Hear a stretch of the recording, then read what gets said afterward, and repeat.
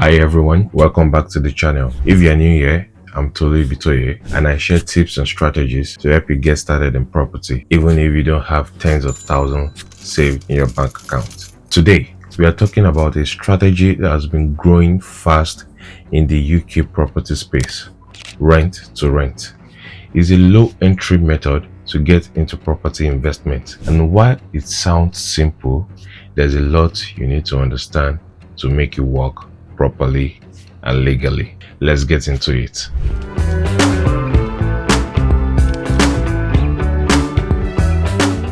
Let's start with the basics. Rent to rent is exactly what it sounds like. You rent a property from a landlord and then you rent it out to others.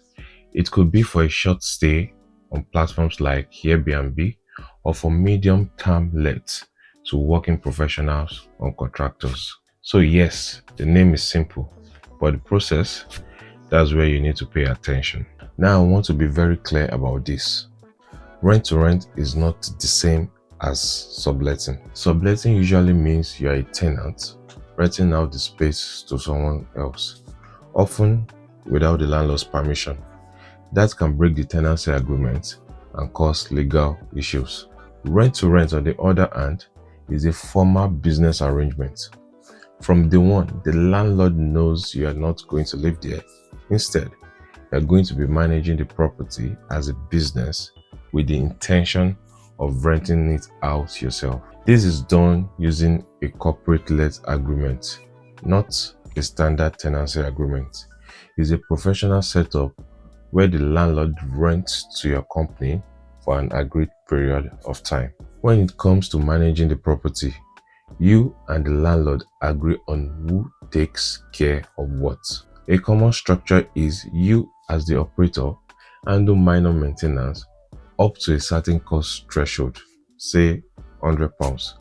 If something major happens, like the boiler breaking down, that's the landlord's responsibility. This needs to be clear in your agreement so there are no surprises later on. You might be wondering, why would the landlord be okay with this setup? Well, many actually prefer it because they receive guaranteed rent every month. They don't need to deal with tenant issues or property management, and they still keep ownership and long-term equity. For the landlord, it's hands-off income with lower risk. As the rent-to-rent operator, your profit comes from the difference between what you earn and what you pay the landlord. Let's say you pay the landlord £1,000 a month and you rent the property out for £2,000 a month. After expenses such as cleaning and paying the utility bills, you might end up having about £600 to £800 in profit. That's your cash flow, and the beauty is you don't need a mortgage or a huge deposit to get started.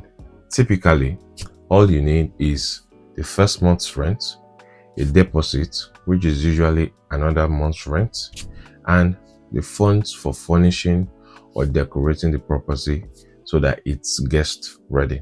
In many cases, you can get started with about £5,000, sometimes even less if the property comes furnished or the landlord is flexible.